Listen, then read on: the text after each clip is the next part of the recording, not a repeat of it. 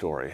We all know that the greatest school system in the country, 1.1 million kids in the face of a pandemic, had to be closed. We all know that that asked of everyone an extraordinary challenge, something literally unheard of in the history of New York City or even this entire country, to somehow create something new, to create an online learning approach, again, for over 1 million kids with very little time to prepare, without all the advantages that you'd want if you were going to try such a massive endeavor. If I had said to you, hey, we're going to provide online learning to 1.1 million kids, if I had asked a panel of experts, how much time would you like to prepare for that? I bet they would have said, oh, give us a year, give us 2 years.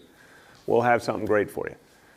We had precisely a week in which to prepare educators, many of whom had never attempted an approach like this, but all of whom embraced it with tremendous energy and love for the kids they serve. That's why people become educators to begin with. And I want people to understand that.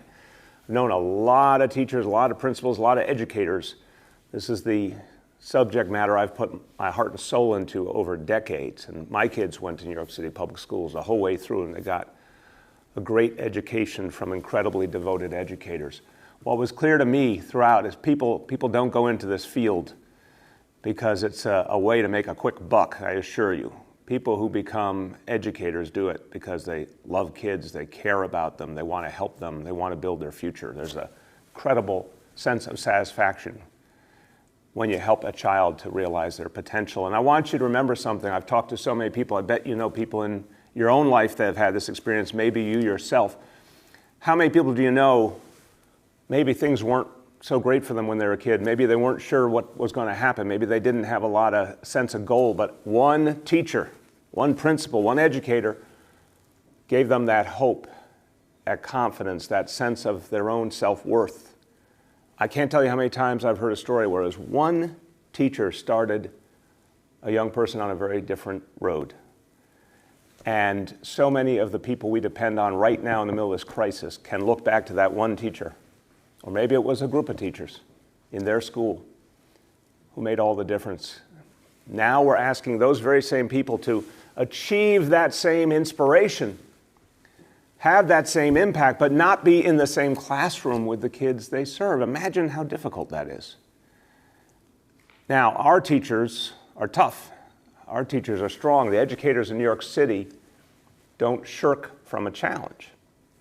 And they're used to dealing with some of the toughest conditions in America. So when told you have a whole week to get ready and you're going to have to figure it out as you go along, they said, we're ready, let's do it. And it's been inspiring to watch them. It's been inspiring to watch the parents, many of whom, again, have no experience trying to figure out how to support their kids with online learning, but they've put their heart and soul into it out of love of their children. How about the kids themselves? Let's note the heroism in our young people who are cooped up, going through so much, but they've applied themselves to online learning too. There's a big story to be told here about just how good the New York City public schools are, just how good our families are, our educators, our kids. And today we want to talk about how we move forward over the course of this school year and beyond, and how we prepare for next year. And I've already said next year is going to have to be the greatest school year in the history of New York City. I'm not saying that as a flourish of words. I'm saying that because that has to be a sense of mission. We're going to have to do, starting in September, things we've never done before. We're going to have to help kids come into the year with an incredible sense of inspiration, incredible desire to make up for any lost ground, but also to overcome the pain they've been through.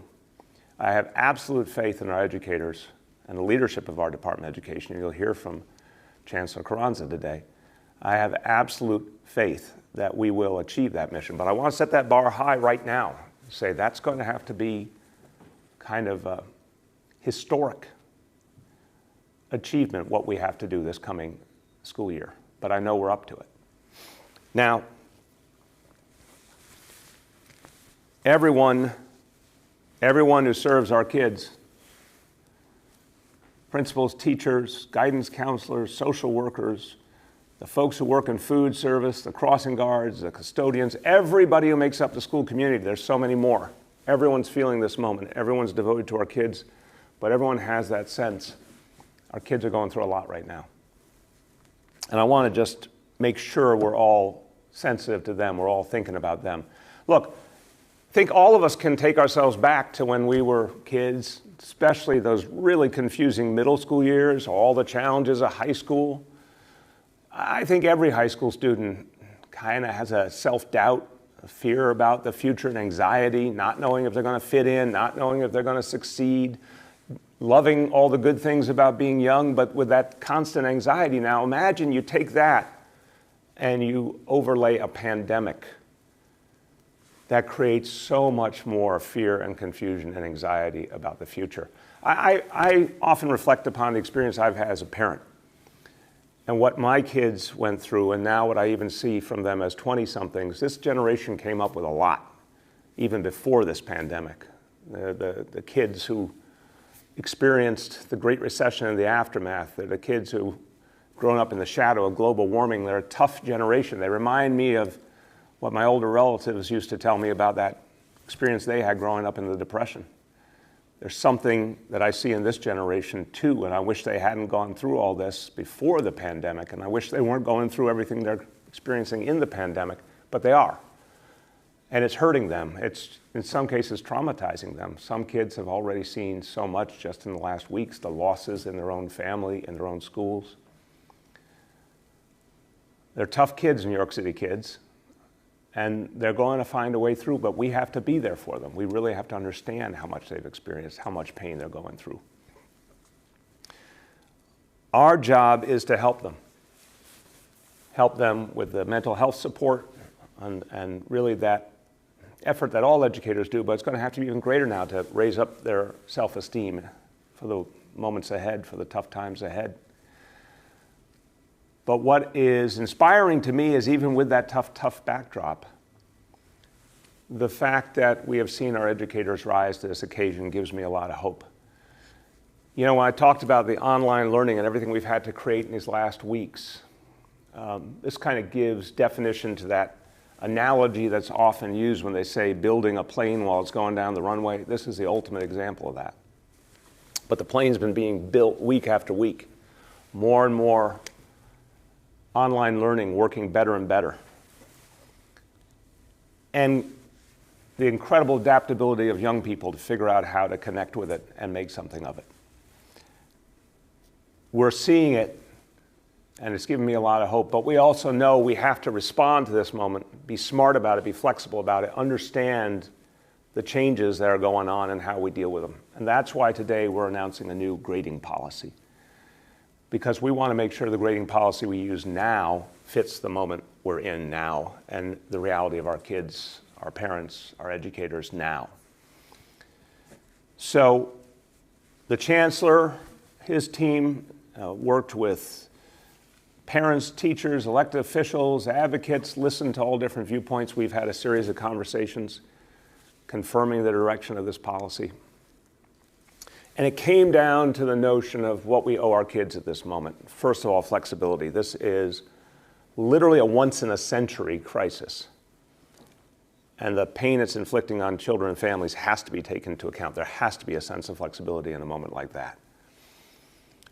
But there also has to be a reminder of our ultimate responsibility to our kids, to prepare them for the future, to make them as strong as they can be, to give them the best education we can. This is a moment, a horrible moment, a moment we'll remember all our lives, but remember, our kids have decades and decades ahead. We have to prepare them for that.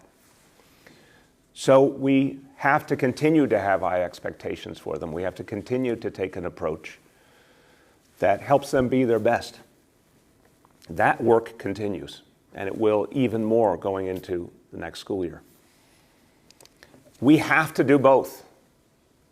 We have to understand the moment, be flexible about the moment, but also hold those high expectations. If we didn't do both, we would be doing a disservice to our children. So the policy is built with some important foundations. First of all, we must help our seniors graduate. Any senior who can graduate, we're going to help them get there. We have to keep our kids engaged. We have to keep improving distance learning, but also have them stick with it all the way up to the next school year to the maximum extent possible. We have to recognize that some kids are having a tougher time because of this crisis, emotionally and academically. We have to help them catch up and use all the time between now and the next school year to do it. So that piece, that question of will kids be able to catch up, that's on the minds of a lot of families. A lot of parents are very worried about that. So let's talk about that first, because that's so important to address. Here's the bottom line. Every student's going to get the help they need. The school year, as we know it, is so different now because everything's virtual. So that also means we don't have to see the same boundaries we often did in the past.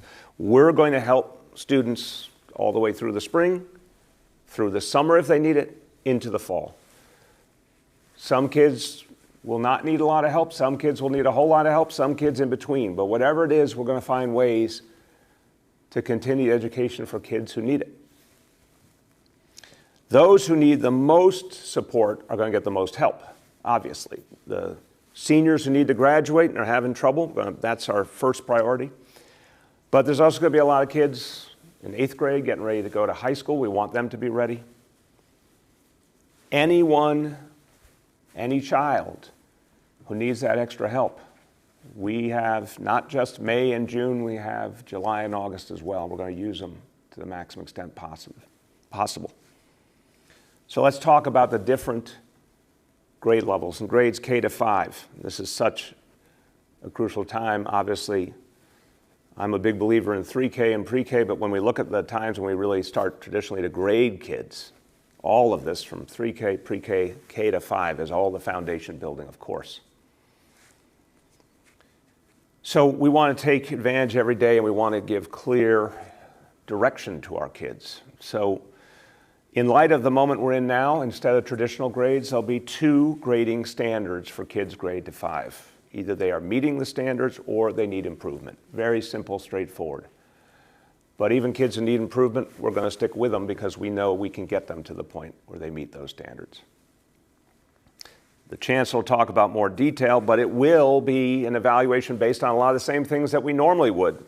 School projects, assignments, writing entries, the same kind of things we would do in person. A lot of that can be done online as well. And any child who we need more time with, we're going to find ways to use the summer. We don't know what the summer holds. This is something I'll keep saying to you. There's things we do not know yet. We do know that we can use online learning all the time. So we'll have options for the summer for the kids who need that extra help.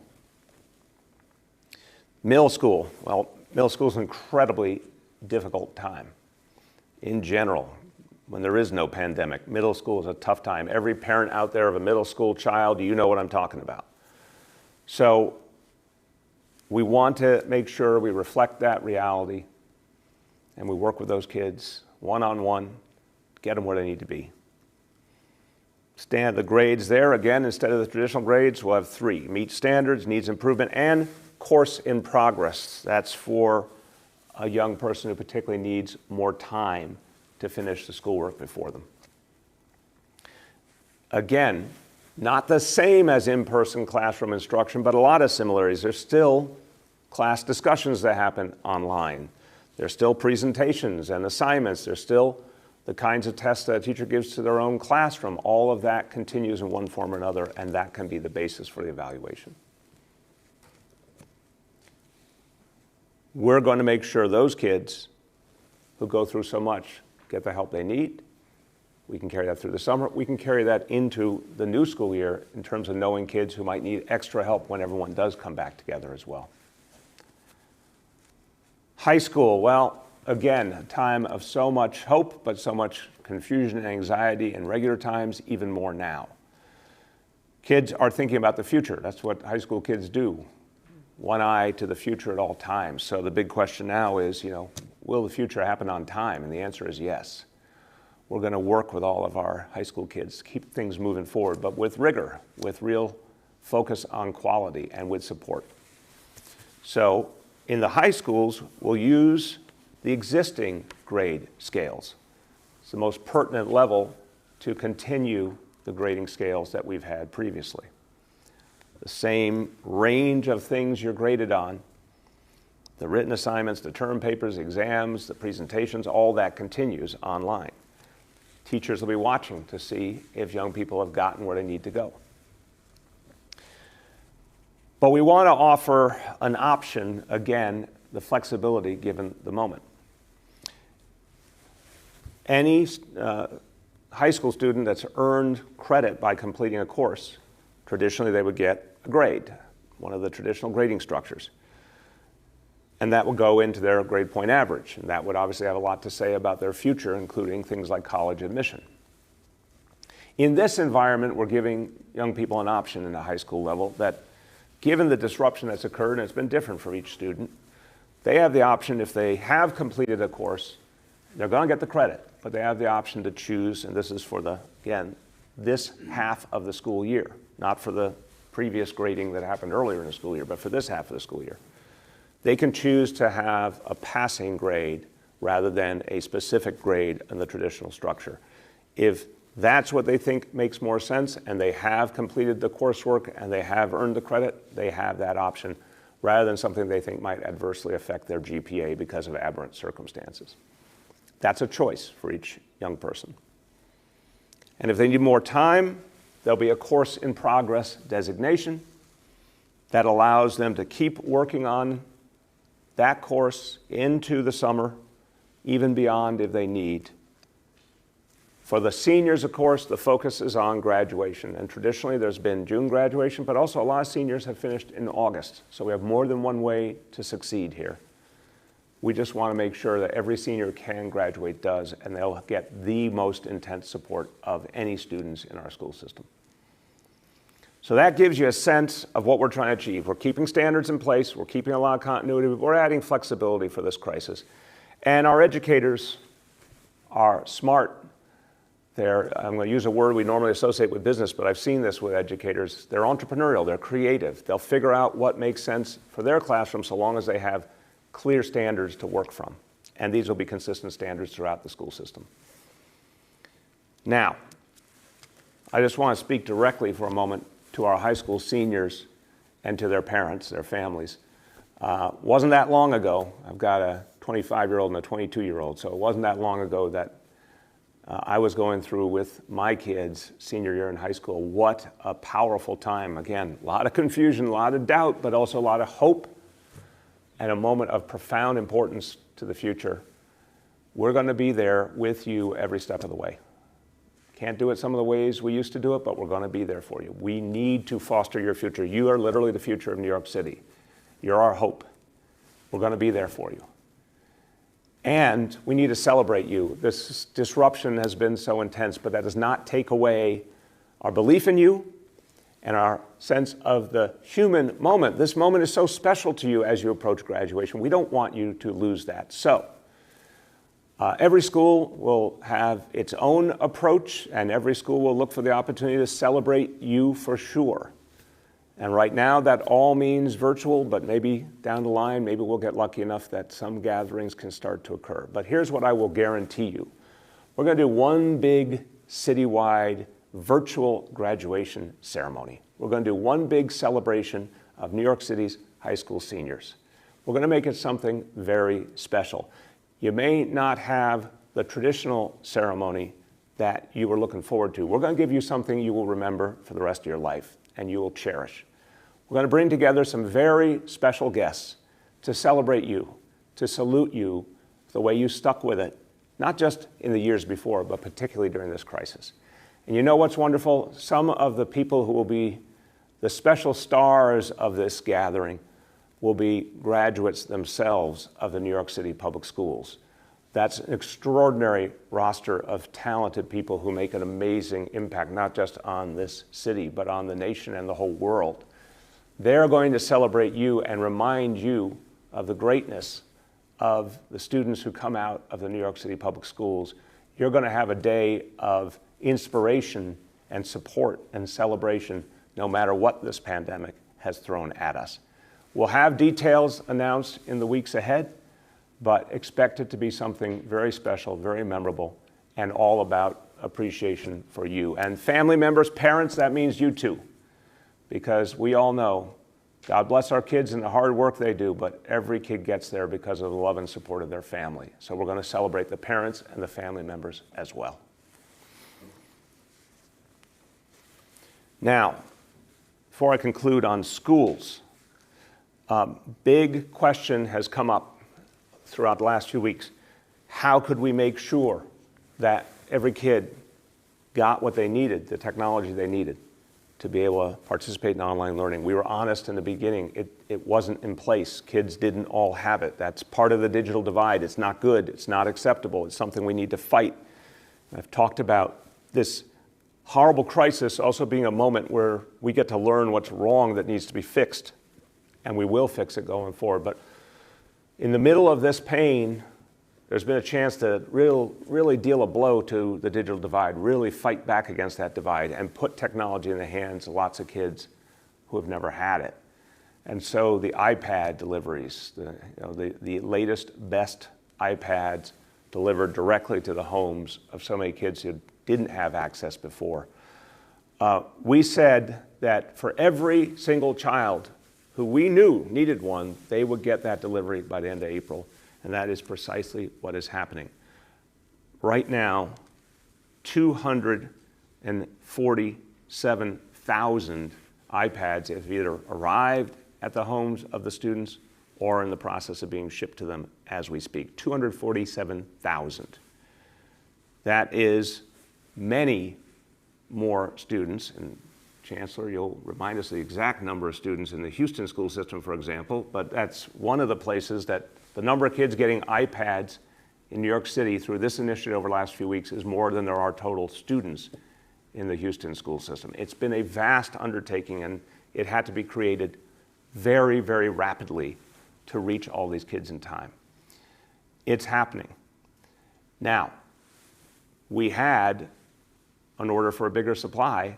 That means there's some kids that still have not come forward and families not come forward. And I'm saying that with empathy. I want you to come forward. If you, for any reason, or if anyone in your life, anybody watching or listening, anybody in your life, a kid who needs that iPad, doesn't have that technology at home, needs that access, and still hasn't asked for it, all you got to do is pick up the phone and call 311. Or you can go to schools.nyc.gov, and we can ship it, have it to you in a matter of days. So we know there's still more kids who need them. We want to find those kids. We want to get them to them. And until any child who still needs it, we're going to serve. Even if they call today, tomorrow, a week from now, we're going to get it to them. But what I'm so proud of our DOE team and all the folks who helped us in the private sector is we're approaching 250,000 kids who have gotten iPads in a matter of weeks. And that's tremendous, with the internet service attached. This is how you fight the digital divide, and this is going to supercharge the online learning in the months ahead. Let me go to a few other topics. Well, one other topic, and then I want to go to our daily indicators.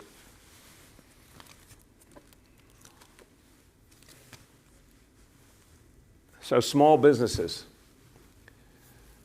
I have talked to so many people, small business owners, and people who love their neighborhood small businesses, and there's so much concern for our small businesses right now. It's going to be hard for everyone to make it through so we can restart our economy, and I'm sure bigger businesses are deeply challenged as well, but the brunt is being borne by small business. They don't have the reserves and the big apparatus and all the experts that they hire to help them navigate this. Small business is taking it on the chin, and we need to help them every step of the way. Now, look, I've said from the beginning that the city put together a loan and grant program, almost $50 million.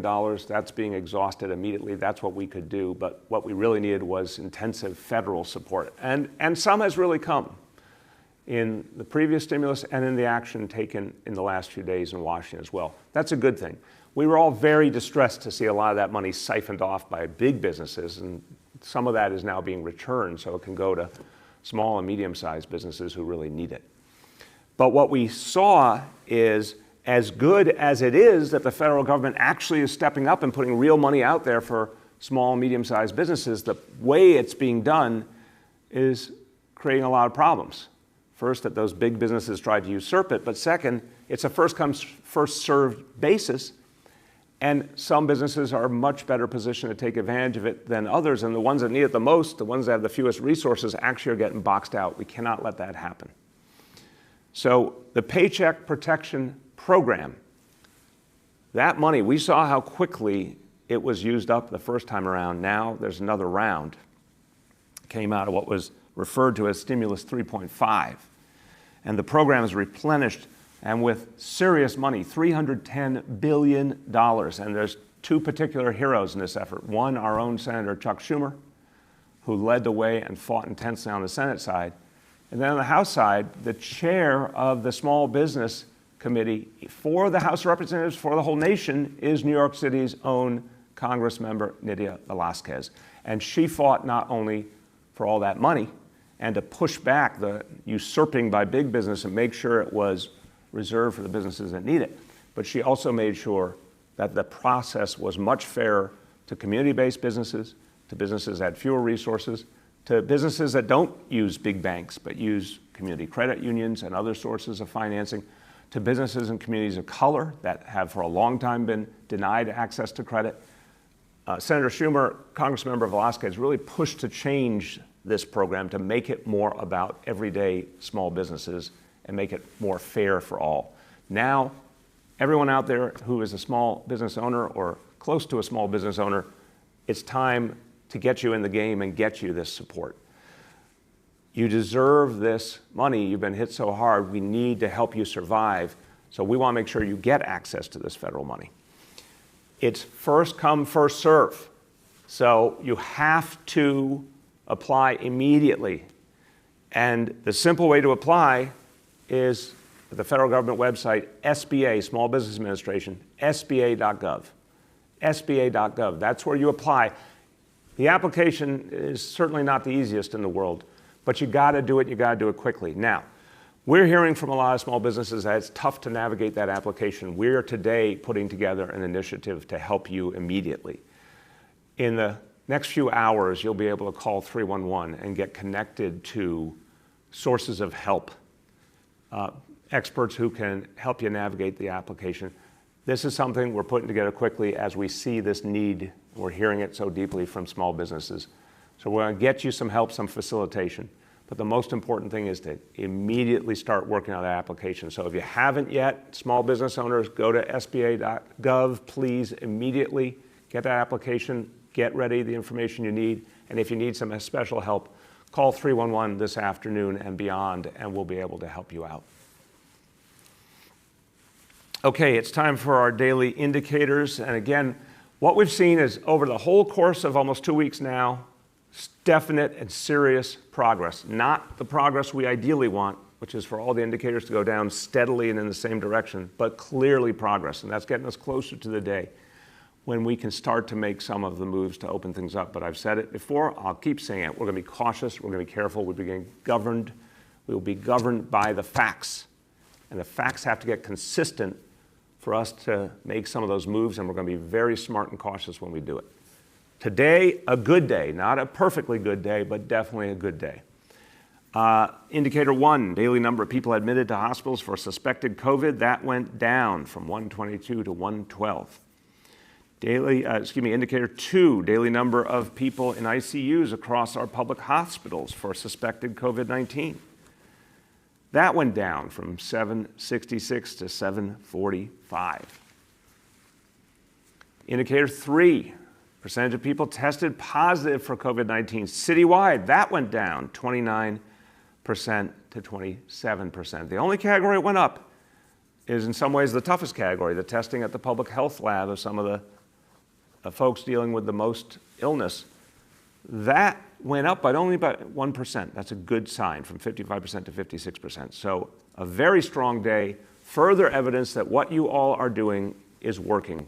Keep doing the social distancing, keep doing the shelter in place, stay at home. It's working. We're getting closer and closer to those days when we see steady downward trend every single day, and that's what we need. So, I'm going to just say one more thing to the kids in New York City, and then a few words in Spanish, and then I'm going to turn to our Chancellor. So,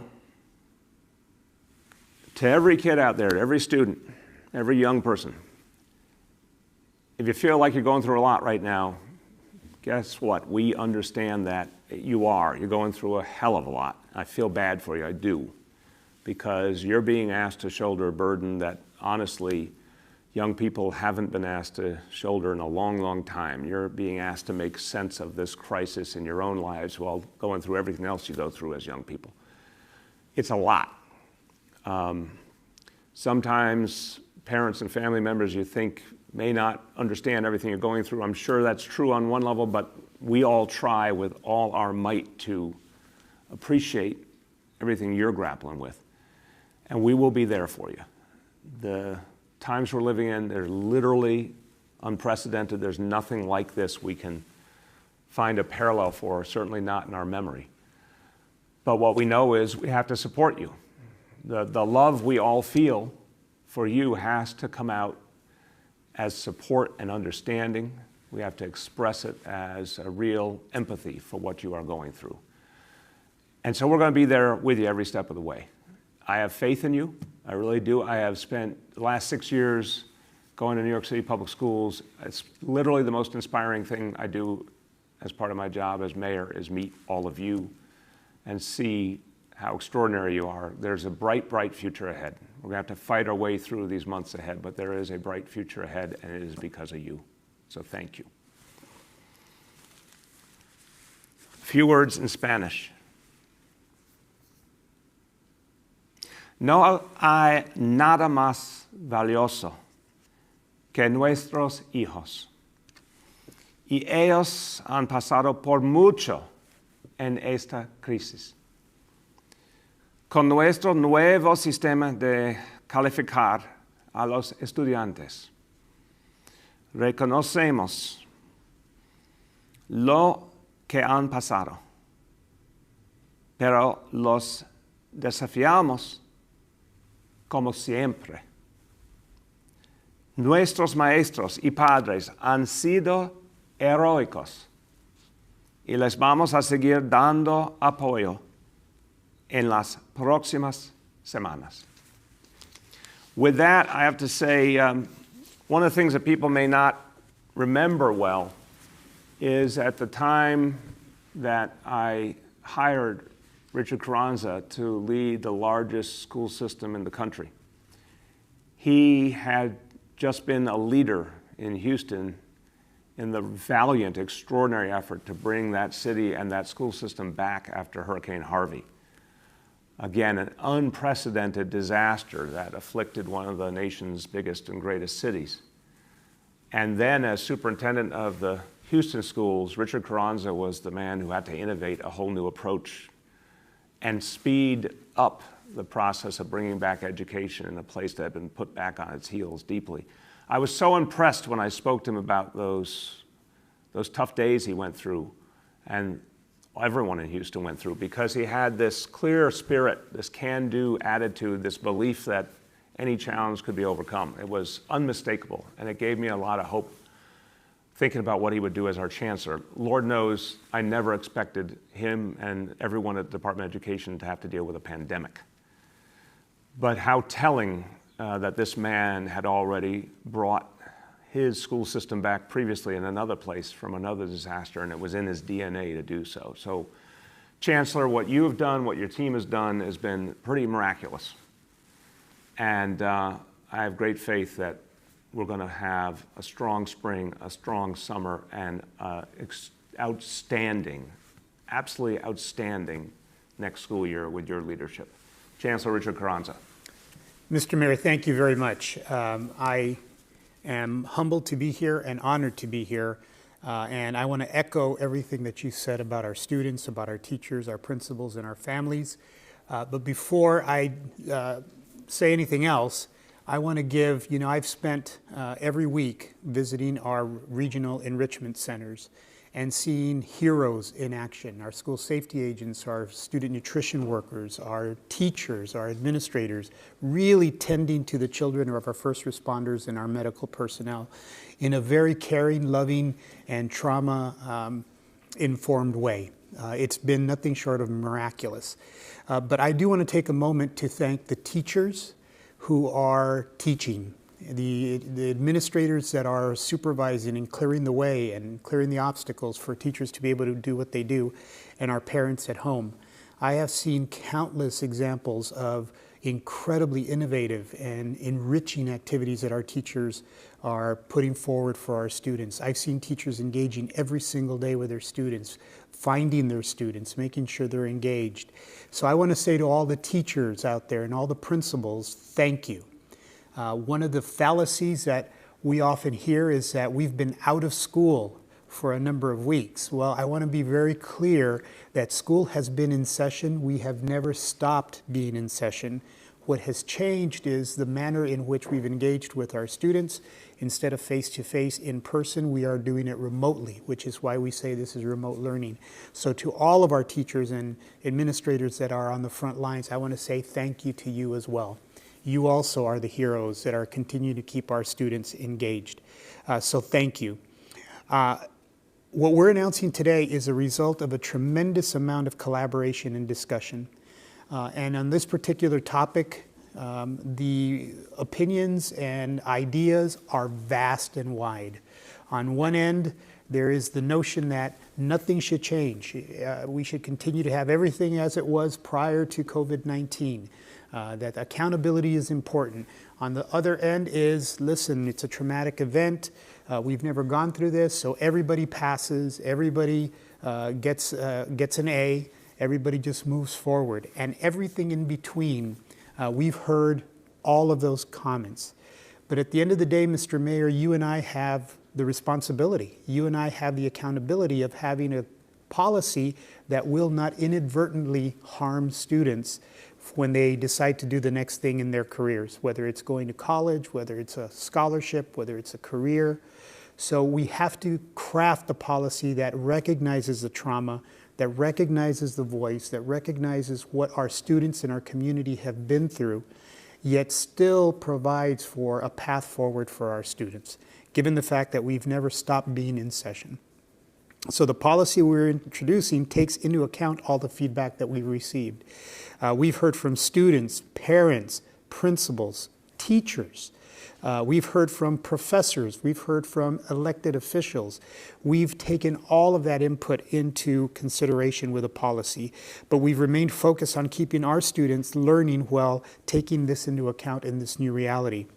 Mr. Mayor, as you said, we've developed a policy that keeps our students on track, especially our seniors who are about to graduate. And I want to thank you for the commitment of this city to recognize and celebrate our seniors. We will celebrate you. It may not be in the manner that you thought, and we know that there are a number of schools that are thinking about what they're going to do as well. We're going to support them as well, but we want to make sure that you know we're proud of you. This policy also accounts for the extra support that students are going to need and helps us to identify those students that are going to need those extra supports. I fully stand behind this policy. I think it's an elegant way to thread the needle of keeping students engaged while still recognizing that our community has suffered trauma. Remember that this is about recognizing the needs and the strengths of our students as we go forward. This policy also recognizes that an enormous number of our students are bringing the acute trauma they've suffered that COVID-19 crisis has wrought for them, their families, and for the city. It also takes the current environment into account when assessing students and ensuring that we have a uniform, equitable system across the board. The number one thing that I've heard from every stakeholder that I've engaged with is we need something that is citywide and that is standard. It maintains our standards and requires students to complete the work, but recognizes as well that we as educators, we as a system, an educational system, must be flexible in how we go about that work. Our teachers, as you've mentioned, Mr. Mayor, are experts in meeting students where they are and responding to differentiated levels, but they need to know and they need to have the information at their fingertips to be able to make those assessments. We're providing, and we will continue to provide, but with this new policy, we will provide guidance specifically to schools immediately. And if you're a parent or guardian with questions, don't hesitate to ask. We're here to walk you through this, and we're here to support you every step of the way. The extent of this public health crisis has become clear that we need to close buildings, and as you remember, Mr. Mayor, this was a very deeply painful but necessary decision. However, through all of the ups and downs, our families and school communities have remained resolute while tackling this tremendous undertaking. As always, we know that our students can rise to the occasion, but we've already seen our educators take this on in the largest school system in America, entering our 6th week of remote learning, where other school systems are starting today. So this is kudos to our educators who have made this heavy lift. And Mr. Mayor, I just want to clarify one data point. You asked, with our iPad distribution, we have now shipped 247,000 iPads, Wi-Fi equipped iPads. That's equivalent to the entire school system of Atlanta, Seattle, Detroit, and San Francisco combined is that number, 247,000 iPads. So we should be very proud of the work that we've done, but also understand that there's much more work to do. Well, you know your facts. Thank you for that update very much, Chancellor. Okay, we're going to turn to our colleagues in the media, and please remember to give me the name and the outlet of each journalist. Here we go. Just a quick reminder to folks that in addition to having Chancellor Carranza in the Blue Room, we also have Dr. Barbeau and Commissioner Banks on the phone. And Juliet from 1010 Wins is up first. Juliet? Yes, good morning, Mr. Mayor and Chancellor. How are you? Good, Juliet. How you doing? I'm fine, thank you. So I actually have a two-part question for you regarding the education issue. There had been about 300 parents on a Zoom meeting, I believe yesterday or last night, that were opposed to this proposal that you're making, the announcement that you're making. And they are or supportive of this measure that would allow the lowest grade to be dropped so that students can still receive a grade for, 3/4 of the work that they did during the year. So that's proposal question number one. Number two is, how are you dealing with, will snow days exist at all for this school year? How are you working or coordinating that? Hey, Juliet, help me just understand that question a little bit better. What are you saying with that second part? Oh, about snow days. Are they going to exist anymore, or do you account for them at all? Well, I'm trying to understand. I'll see if I can get that. I mean, the notion for the future certainly exists, but I think the question here has always been, once you broke out, and it was horrible to have to do this, but once we broke out of the traditional model of kids going to a school building, everything changed. So, if you had physical schools the way they were, something like a snow day would be an issue, but everything like that has now been subsumed by distance learning. When we come back in the future, we'll resume the focus on education in school buildings, and for next school year, the concept of snow days and all will exist. Hopefully we won't have the snow to go with it, but it'll exist. But to the first point, I'll pass to the Chancellor, but just say, remember that the work done in the first half of the school year happened and is in the books. And what we're talking about really is the second half of the school year, which got disrupted very early on. The kids came back just weeks before, for the second half of the year, they came back just weeks before this all happened. And so this is about really acknowledging how disruptive this all was for kids and how it makes it really hard to just do what we were doing before with no modification. It was smart to add some flexibility, but that does not affect everything that was in the books previously. Chancellor? Yes, so we've actually taken into consideration that particular question. It's important, as the mayor has mentioned, to recognize that 3/4 of this school year were in the books when we adjourned to remote learning. So teachers do have an academic record of students. At the high school level, which is what I read into this question because it's much more germane at the high school level, there is a provision which is aligned to what CUNY does, which allows students at the end of this marking period, first of all, a student won't get a final grade that is lower than any of the grades they got in any one of the marking periods this year. That's a safety net for our students. But secondly, once a student is ready for a letter grade, the student and family will have the option of either taking the letter grade or instead opting for a pass. Now the difference is that if the student chooses to keep the letter grade, that gets factored into the grade point average, the GPA. But if the student opts to take a pass, then it does not impact the GPA. It just shows credit has been earned. So it's another flexibility and flexibility point that we've built into this grading policy that again recognizes the trauma. It's aligned to state education department regulations, and it's aligned to what CUNY does as well. So again, trying to make sure our students are being well served while providing the maximum amount of flexibility as possible. Katie from the Wall Street Journal is up next. Katie.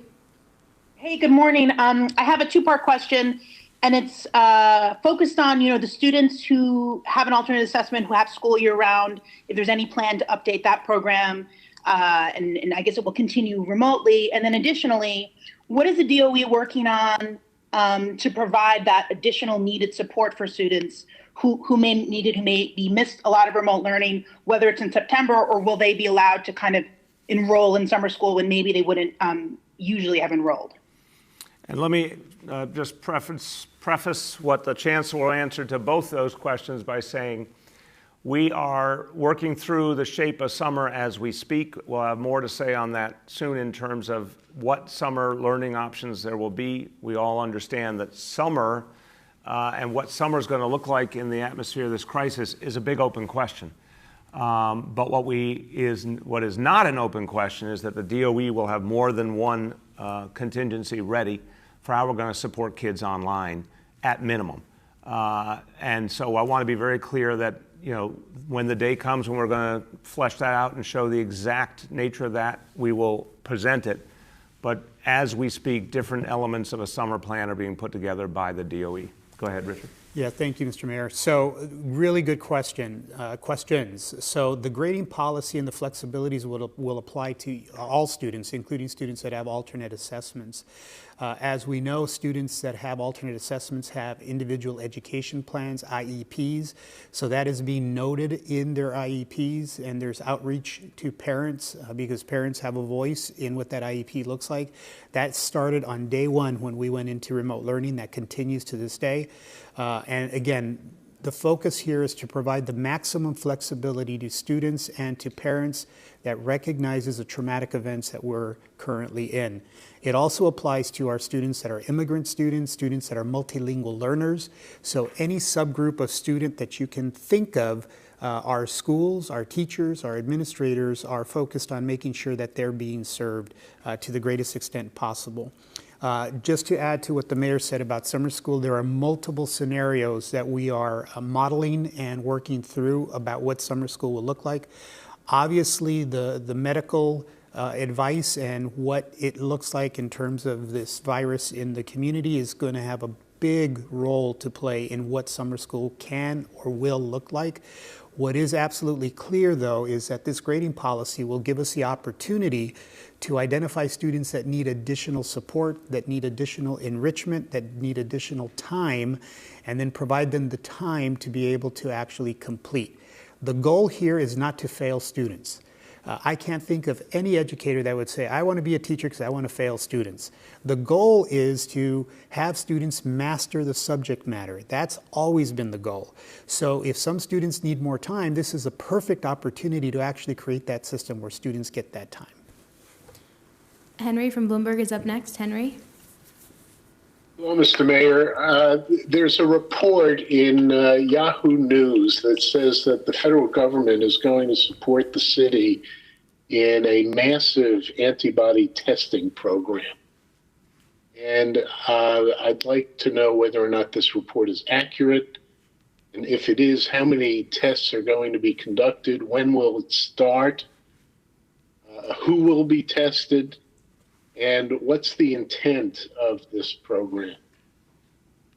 So, Henry, there's been a number of discussions with the federal government on the question of testing, to say the least. I have had the conversation about testing with the president and the vice president and a whole range of the key health officials in the federal government.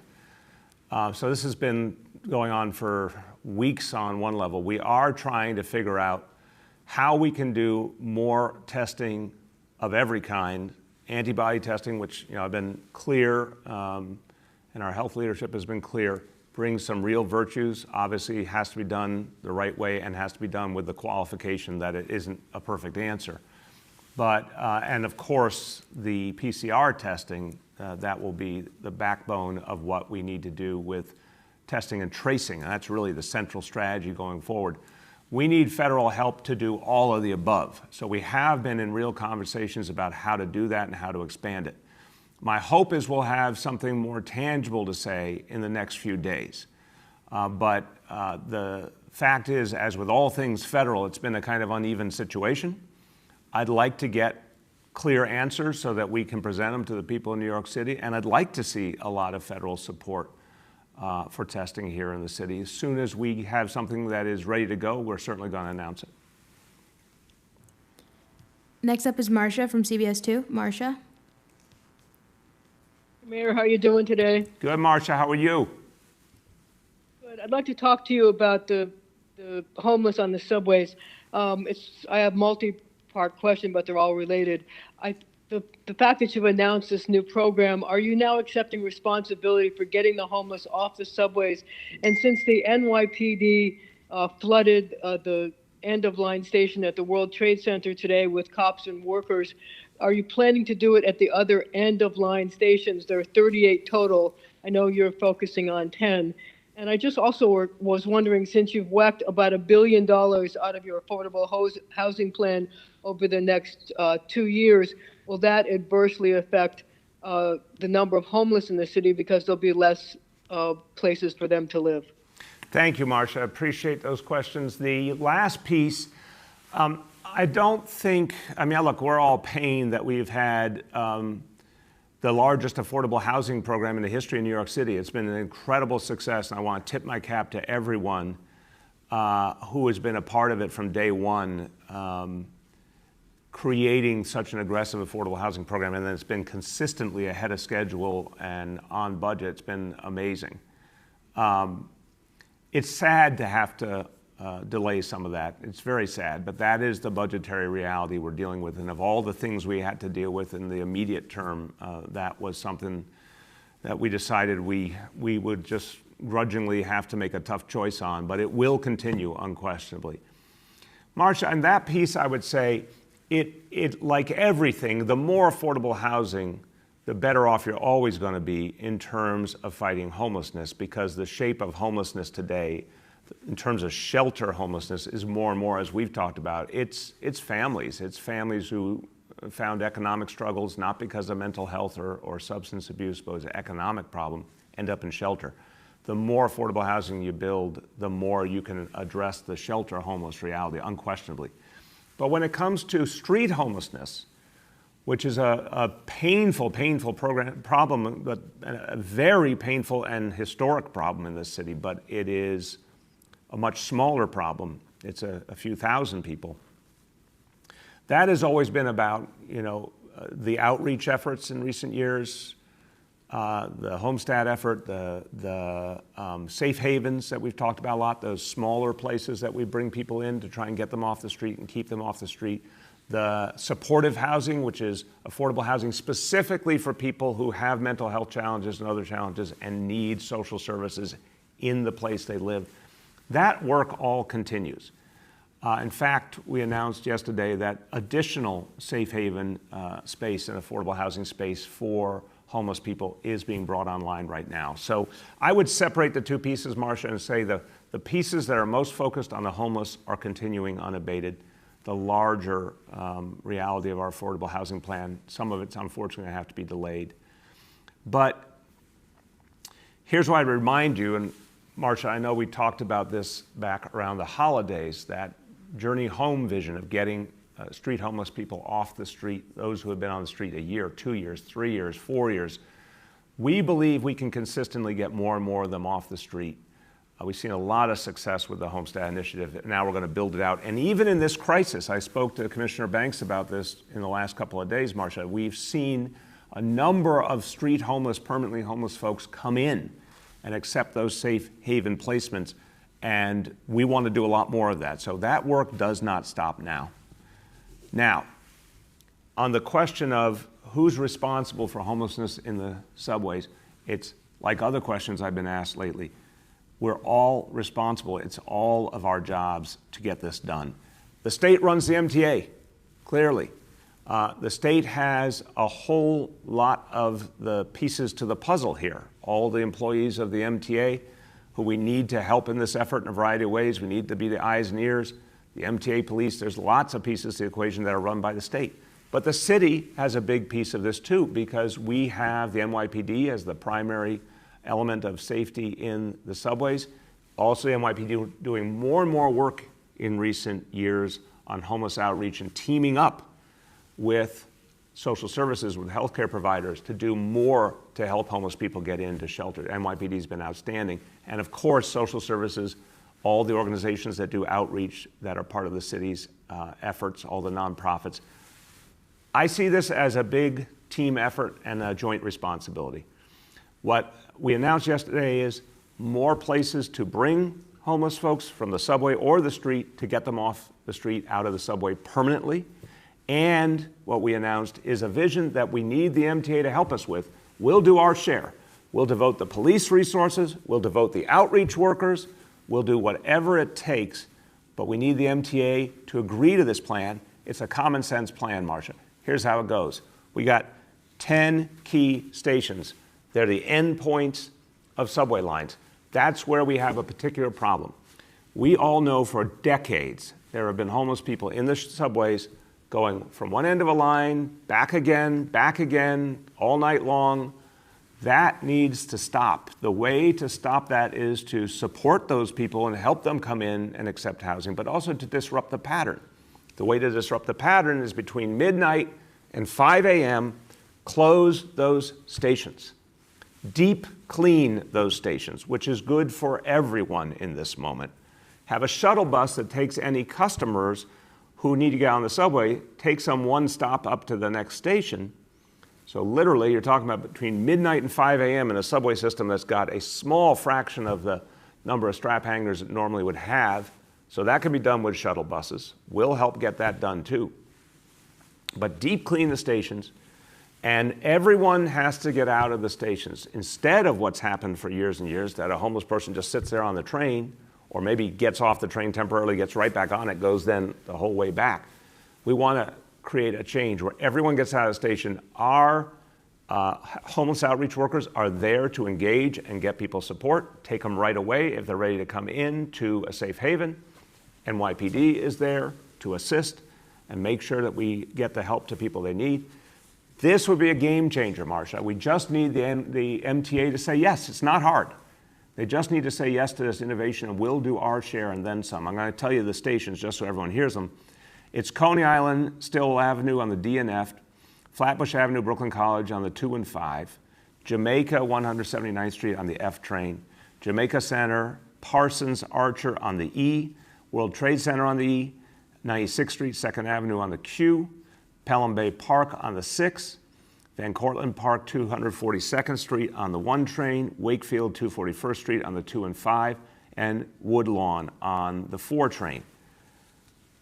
The MTA just has to say yes, and we can together do something really important to reduce the number of homeless people in the subways and get them the help they need. So asking the MTA to join us in that effort, and let's get to work on it together. Shant from the Daily News is up next. Shant. Thank you, Mr. Mayor. I gather that homelessness on the subways is just one piece of commuters' reservations about using the subways during coronavirus. There's still a lot of concern about packing close together. I'm wondering what else you can tell New Yorkers to potentially reassure them once the city reopens, that the subways are safe. On a completely different note, graduation traditionally being a time when seniors might indulge in pranks. What would you say to seniors who might be contemplating that and they want to blow off some steam? Well, Sean, obviously, we were all young once, and it doesn't surprise me that that moment, it's a jubilant moment when you graduate. But maybe I'm missing some of the mood, but I don't think so. I don't get the feeling that young people are thinking about pranks right now. I think everyone's pretty sober by this moment. I've watched carefully as I've gone all over the city, talked to so many people who are deeply engaged in their communities. I'm not getting the impression so far that young people have somehow missed what a difficult moment this is. I think they hate being cooped up at home. I think when they go out in parks and all, they still have a tendency to want to gather together. That's all understandable, and we got to keep helping them understand for their safety and their family. That doesn't make sense. But I'm not getting the sense of pranks being on people's minds, but it's something we'll certainly keep an eye on. And I think the message would be, hey, anything that might be upsetting to people or hurtful to people at this moment, people going through a lot. It's probably not a great time for most of the things we would have thought were pranks in the past.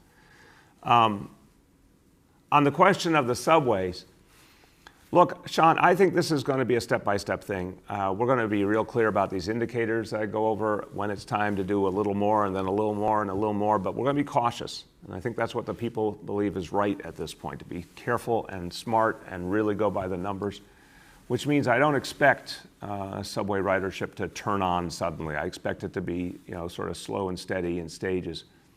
I think people are going to have to feel their way, and I think some people are going to be more ready to go back to the subways. Others are going to take their time. Eventually, I believe, we're New Yorkers. We're all going to come back to the subways over time.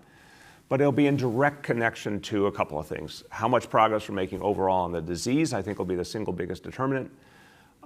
What is done to keep showing that the subways are being cleaned regularly and that there's a real sensitivity to the health realities.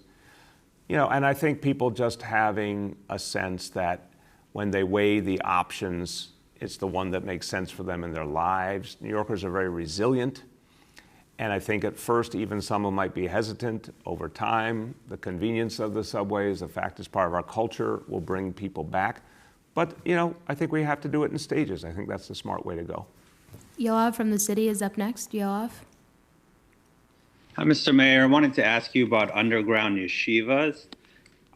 There's been recent reports that the efforts are more organized and not perhaps rogue operations as initially thought. So I wanted to ask you how you guys are investigating these complaints and also what the protocol is, because we've heard in one case the NYPD was investigating, but in another we heard that City Hall responded directly to someone's complaint. So just how are you guys investigating it, and what's the latest you're hearing? Because initially City Hall kind of dismissed it as these kind of rogue teaching operations. Yeah, Yoav, I don't remember anyone dismissing any gathering, honestly.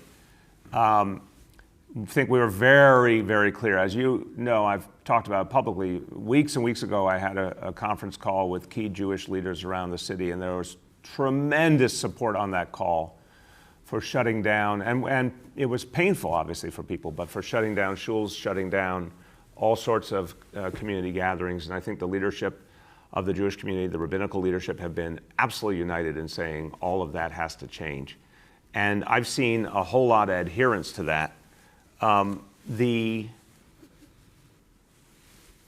When we saw some specific complaints about, which was identified from the beginning as a very small number of people who were trying to create services, some in their actual synagogues, smaller synagogues, some in homes. We made very clear, I made very clear, and my whole team has, that's unacceptable. And the NYPD was ready to enforce, and in a few cases had to enforce, but there wasn't much that I heard of that needed enforcement in the end. I put the yeshivas in the exact same category, and for any faith, any background, any gathering, no gatherings. We're not allowing gatherings now. So I'm going to say it to you, Yoav, I'm going to say it to all your colleagues. Someone give me an address. We had a point the other day raised by one of your colleagues from one of the Jewish publications, and I said to him, give me an address of the problem. He gave me an address right there. We sent NYPD out to address the problem immediately and to make clear it's unacceptable. So if anyone knows of I don't know of a specific address of an underground yeshiva. If anyone sees it, knows about it, and you can call 311, you can tell the City Hall team, you can tell the NYPD. It's one common approach. It will be shut down, period. Alex from Chalkbeat is up next. Alex. Mr. Mayor, how are you? Good, Alex. How you doing? Good. I have two questions. One is just whether you guys can explain a little bit more what you mean by in progress, like how that will be determined, and like if you're a student who is just getting an iPad this week, like are you just automatically going to get an in progress grade? And my second question is about screening, given that obviously grades this year are going to be very different, and attendance is not going to be considered in middle and high school admissions, like what you're going to tell schools in terms of how they can screen students or whether they will be allowed to screen students. Go ahead, Chancellor. So on the question of screening and the grades, the mayor and I have been very clear that we will not penalize students in any way, shape, or form because of circumstances out of their control. A pandemic is certainly a circumstance out of their control. We've already said with attendance, so concomitantly with now the grading policy, we will be putting forth some guidance in the coming weeks around what that will look like in terms of the screening and admissions process as well. As it pertains to in progress classification, that is being used for students where there's just not enough information for teachers to assess where are they. Have they met the standard, or have they not yet met the standard? So in progress connotes to the system and to us that these are the students that we particularly have to engage in a rigorous assessment protocol to assess where are they, what do they need. It could be a number of things. It could be the fact that they in fact did not have access to the technology. It could also be that they did have the technology but were dealing with a number of family members that were sick. It could be that some of these students, especially older students, were essential workers in grocery stores. So there's a whole myriad of things that could affect a teacher not having enough information to make an assessment of that student's academic progress.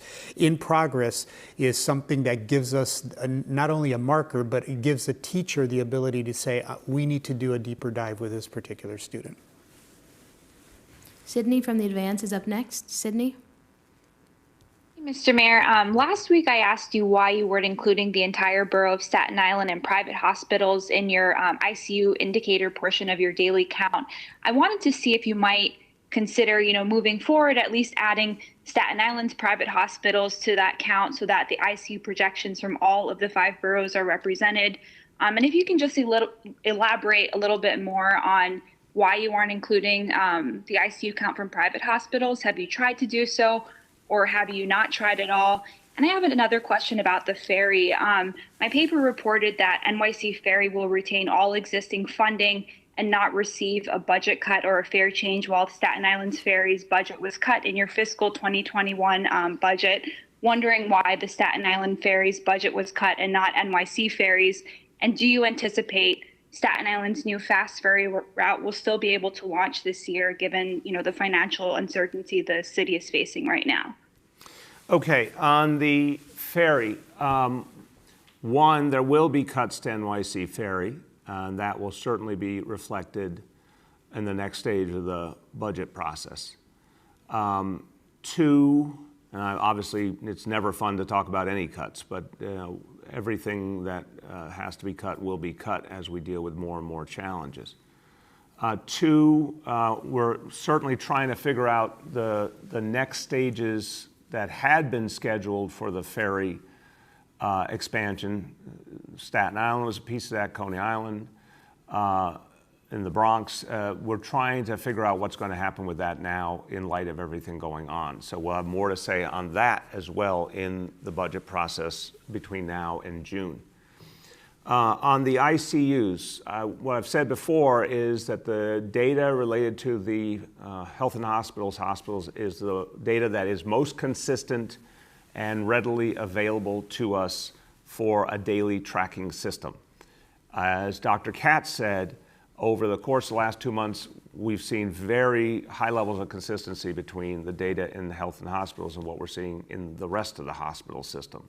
So health and hospitals is about 20% of all city hospitals, gives us a pretty clear view of what's happening throughout, but it's more readily available, consistent data because 56 hospitals overall, very different systems, very different speeds with which we get their information. So this was about keeping our indicator system going on a regular basis and consistent and informative. We'll check for sure, Sydney, to see if there's any dissonance when we factor in not just the Staten Island hospitals, but other hospitals around the city, if it tells us anything particularly different. But if not, I think you should not see this as an effort to give you a snapshot of what's happening in every hospital. This is a citywide indicator to decide how we're going to approach the restart and what point, which way. So long as we continue to see it as a consistent, accurate citywide indicator, that's what it's there for.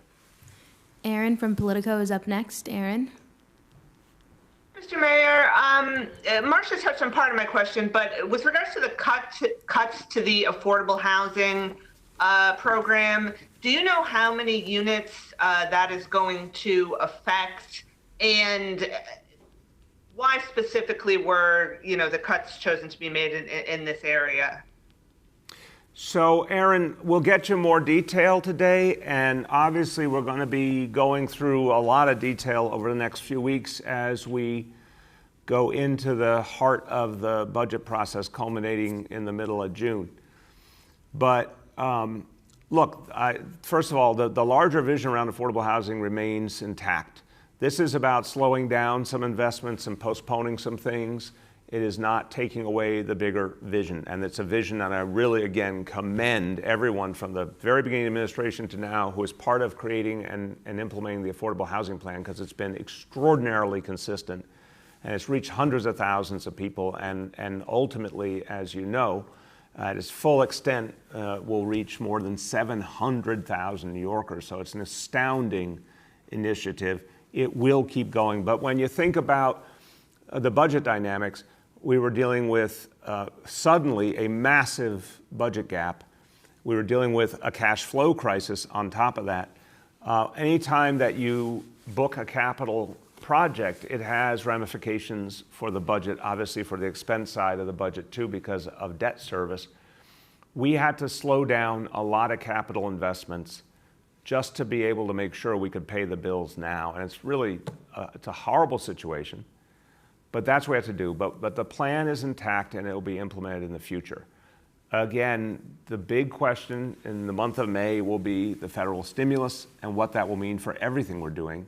I spoke to Speaker Pelosi on Sunday, and we had a very good, detailed conversation. And I want to thank her for her amazing leadership. And the next stimulus bill will initiate in the House of Representatives. That's a very good thing for all the places that have been hurt so much by COVID-19, because I know the House of Representatives is listening to the reality of what we've been through. So the stimulus will really determine what we're going to have to do going forward. There'll be tough choices any way you slice it, but the stimulus, if it actually takes into account what has happened here, all the costs, human and otherwise, that have been inflicted on New York City, and all that's been lost, and including first and foremost the human loss, but then of course the horrible impact on the budget that's used to provide services to people. If it's really, really heard and understood and acted on, that stimulus could be a lifesaver for us. And if it's not, we're going to be in an even tougher situation. But that's going to then really govern everything else we have to decide in June.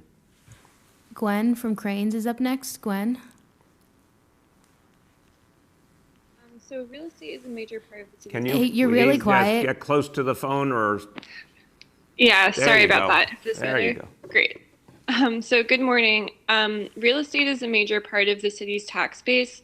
What's your plan to reassure the commercial and residential property owners during a time when so many are calling for a rent strike? It's a good question. Look, I've said the answer lies primarily in Albany, and it's time for Albany to act. Rent strike is not the answer, but relief for renters is the answer. So, one, I've called upon our rent guidelines board in the city. This is the piece we can do to ensure a rent freeze for the year ahead. It's the right thing to do given what tenants have gone through, the horrible economic situation we're in. But the state has the power to take other actions, including most immediately to allow renters to pay their rent with a security deposit, which is the ultimate win-win. It helps the renters, it helps the landlords. The state of New Jersey acted on this, and I commend them. And I put out a tweet and said it is, as proud New Yorkers, it's hard to get the words out of our mouths. We're going to follow New Jersey on this one, but we really should follow New Jersey on this one. The state of New York should do what New Jersey did and give that opportunity to renters. And then beyond that, create a system that people have no money, and they'd have to be documented, but if you have no money to pay the rent, you should be allowed to forego it and pay it back later on. There should be a payment plan system. And of course, tightening up our anti-eviction rules to make sure that there cannot be evictions now during the crisis and for 60 days after to protect people. I think, given that I know landlords are going through a lot too, and again, the vast majority of landlords go about their business appropriately and fairly, they need, of course, sources of income, but we can't ask tenants who don't have any money. If they don't have any money, they don't have any money. It's not their fault. So for the tenants who can pay, great, keep paying on time. If you can't pay, you should have the option to use your security deposit. If you can't pay even after that, you should have the option to defer, but with a payment plan, so at least the landlords can plan on that. Last two, Jeff Mays from the New York Times. Jeff? Hey, good morning, Mr. Mayor. The governor said recently that he wished he had blown the bugle earlier about coronavirus and what was happening in Wuhan province. I'm wondering, do you have any thoughts about that? Do you wish you had done anything earlier in relation to dealing with the pandemic that we're experiencing right now? Jeff, look, I respect the question. I know your publication has already put a lot of energy into looking back, and I think it's an important endeavor. And as a human being, I'll tell you, of course I think about all the things that have happened in these weeks and months and think about what did we understand, all of us, what did we not understand, what might have been different. But I will also tell you that right now, honestly, we've got lives to save right now. We've got extraordinarily important decisions to make right now about the future, about how we protect people and how we bring the city forward and how we figure out the right kind of restart. I don't personally put a lot of time into dwelling on the past when I have people to serve right now and people to protect right now. I think there will be a time to really evaluate everything and figure out what we can learn, what it can tell us for the future, what we understood, what we didn't, what we did right, what we didn't. That time will clearly come. But I'll tell you one thing, and I appreciate, the governor, I think, was speaking from the heart, and I appreciate that. I do know one thing. On January 24th, a group of us gathered at emergency management, and we're very clear about the fact that this virus was coming to New York City. And I remember vividly saying it was not a matter of if, but when, and that the ability to protect the city hinged on testing, and that if we could not get not only the physical tests, but the authority from the federal government to perform our own tests, our city was in danger. Remember the weeks and weeks where we pleaded just to be able to do tests locally. Remember all that long stretch of time where every test had to be sent to Atlanta? I mean, when you look back, there'll be plenty to discuss about everyone's role, but the central issue here, the original sin here, is the question of the federal government's role in testing. Because we had a chance in this city to contain this had we been able to see it. We couldn't see it without testing. But again, will analyze, and every one of us, you know, if you're a human being with a heart and soul, you're thinking all the time, I'm certainly thinking all the time, you know, not only what was, but every single hour of the day, am I doing the right thing with the information I have? Am I making the right choices for my people? And what I'm crystal clear about is it's about health and safety. That is what governs these choices. And, you know, I still am frustrated that knowing that the best way to protect my people would be maximum testing, even this morning, as I speak to you, I do not have the cooperation I need from the federal government to do that. So imagine January 24th, February, March, now almost all of April, asking the same exact question, making the same exact demand, and still we're not getting the help we need. That's the big story here, and we're not going to stop fighting until we get it. Last question goes to Gloria at New York 1. Gloria? Thank you. I just wanted to see if it's, I have two questions. If it was possible to get some clarity on the summer school aspect of this. I understand that you're still working out how you're going to do summer school or if you're going to do it, but have you determined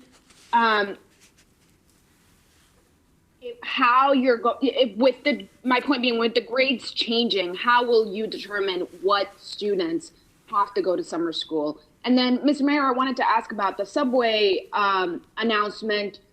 Some of the advocates have talked about the fact that even though you have provided the 200 additional support beds, the safe haven beds, the city isn't tapping into the hotel rooms that it could be providing for people, and that there just isn't enough being done to provide people a safe option to take shelter in, obviously with the shelters not being ideal right now with the pandemic. So can you just talk about that?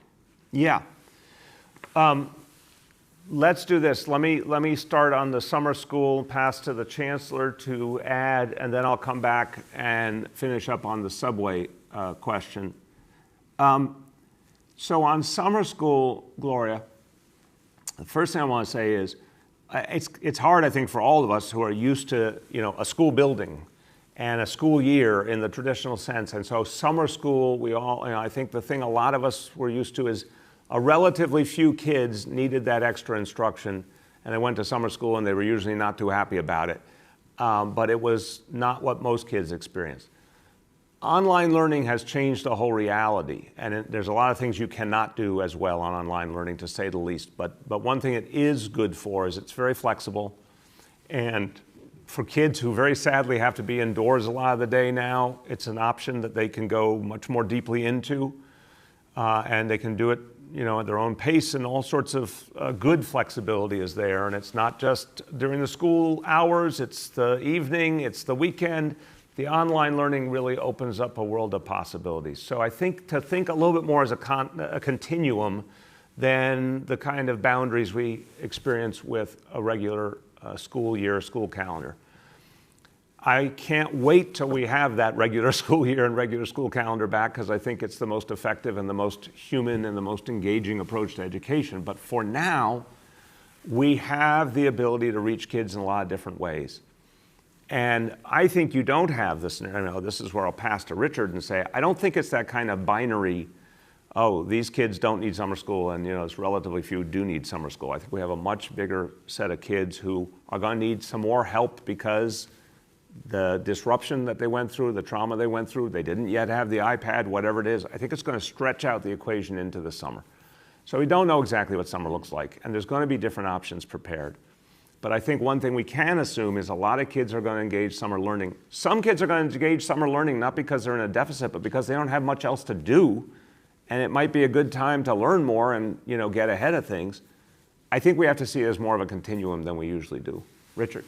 Yeah, so adding to what you said, Mr. Mayor, I think that is absolutely on track. It's more of a continuum rather than the compartmentalized way we've thought of school. You have semesters, and you have summer, and then you have fall and spring. This is going to be much more of a continuum. But perhaps to put this in context, Every grade level and every course at the secondary level, there are standards. In other words, there is a body of knowledge that students must demonstrate mastery of to say they've completed the 3rd grade, they've completed the 6th grade, etc. So the in-progress classification, as I've said, is really an indicator that the teacher is saying, I don't have enough evidence yet of whether or not this student has actually mastered this body of knowledge. Now that's important because whatever the student has not mastered or whatever information the teacher does not have then becomes the learning plan that students carry on through the summer. The difficulty that we've had in the past is that not having this kind of remote learning ubiquitous across the system and recognizing that there's been a technology gap and a technology divide, the opportunity we have during this pandemic is that we are closing that digital divide. We're closing that technological divide. Our teachers, who I give tremendous credit to, have been building their capacity to be able to provide instruction, the pedagogy, in very different ways than we did 7 weeks ago. That's not going to stop after this pandemic is over. We want to continue to build on that capacity so that we are, as the mayor has said, providing students with opportunities 24/7 to continue to expand and continue to master the standards. That's going to be the cornerstone of what we're planning for summer and what summer learning looks like. The nuts and bolts about the who, what, when, and where, those are the models that we're working through based on what the medical advice and the medical situation at the time is. Thank you, Richard. So, Gloria, to your other question. Okay. First of all, the work we're doing to help the homeless, as I said, it was really not that long ago when you think about December when we announced the Journey Home vision. This is the most audacious, ambitious effort in the history of the city to end permanent street homelessness. And the reason we announced it then was that we had seen for 3 years progress in finally figuring out what it took to get someone off the street, how much work it took, but the fact that it could be done. And as I said, I was pleasantly surprised to hear from Commissioner Banks that even in the months of March and April, we've seen success getting people to come in off the street and stay off the street because of our amazing outreach workers. That effort is going to continue. But one of the things the outreach workers always report back is they need more safe haven options. So that's part of what we're going to keep doing. And the 200 beds we announced is a crucial piece of the equation. The right safe haven bed in the right place is the way you get someone off the street. And if you make it stick, you get them the mental health services, the substance abuse services, whatever it is they need. In a lot of cases, that person never goes back to the streets again. That's what we're here to do. So this is crucial to the big equation. But to the other points you're raising, the shelter system now is being constantly reviewed to make sure that it is safe. Any time where we need to remove people from shelter, we will. And that's what we said. We will literally make as many hotel beds available as needed. Any shelter that needs more social distancing, has any challenge that requires more access to hotel beds, they will be there, period. And there's a constant review being done to make sure that any time that's needed, it's acted on right away. But what Commissioner Banks has said as well is that we've got to remember a lot of people who are in shelter need tremendous support. The coronavirus is one challenge, but a lot of them have serious mental health issues and other issues that require a support structure in place, and not all of that can easily be transferred to a hotel. So we're trying to strike that balance, making sure we don't solve one problem, create another problem, figure out what's the right number of people that should be in any shelter, and anything beyond that, those people go to hotels. So right now, we reached that mark we talked about of 6,000 people 6,000 homeless folks in hotel settings. We're going to be adding another 1,000 this week, going out of shelter into hotel. We will keep adding as needed to that number. But it's not like an abstract number. It's according to the medical needs of folks, the social distancing needs, and what's going to keep people safe the best. Is it to be moved to a hotel or to stay in a shelter, but in many cases just reducing the population in that shelter. So bottom line is, whatever it takes, we are going to do. We have no lack of hotel rooms. When we know we're doing the right thing to put someone in a hotel room, we're going to do it. Okay, let me close this up today with just a point about, where we started. Today was about what we owe our kids. Today was a day to recognize what our kids have gone through and how much we have to be there for them. Every adult with a child in your life, you know what I'm talking about. You're there for them all the time. Parents, aunts, uncles, guardians, grandparents, so much of your life is being there for the children you love, and all the people who take care of kids in all sorts of other settings as well. And, the guidance counselors and the folks in foster care and everyone who helps kids, and of course our educators, all feel that passion for protecting our children, helping our children. And we owe our kids real understanding and sensitivity and love in this moment they're going through. But we also have to think about what we owe this whole city right now. And I can tell you what I'm committed to, and the whole team here at City Hall and in the city government. We're committed to protecting you. We're committed to making sure that the testing that we need, one way or another, we are going to get this testing to happen in this city. We're going to make sure that people are traced if someone tests positive. We're going to make sure there are hotel rooms available for people who need to be isolated. We have an obligation to you to build the biggest testing and tracing apparatus this city's ever known, something never been done before, but we're going to do it because that's what we do here in New York City. We create things that have never been seen before. And we're going to restart this city. We're going to do it in a smart way, in a way that's based on the facts and the science, but we are going to restart.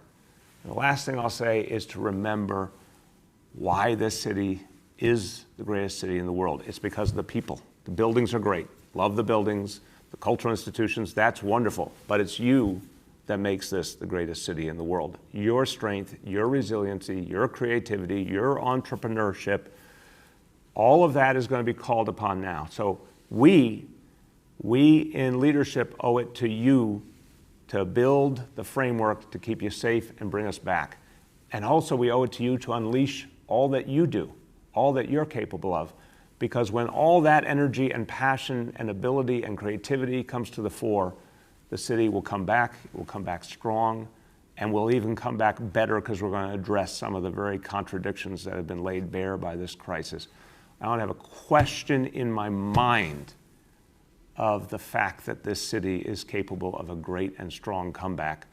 We're going to give you the foundation so you can paint that picture, build that story for the ages. Something great will happen in New York City, and you will be a part of it, and you will be the architects of it in the months to come. Thank you, everybody.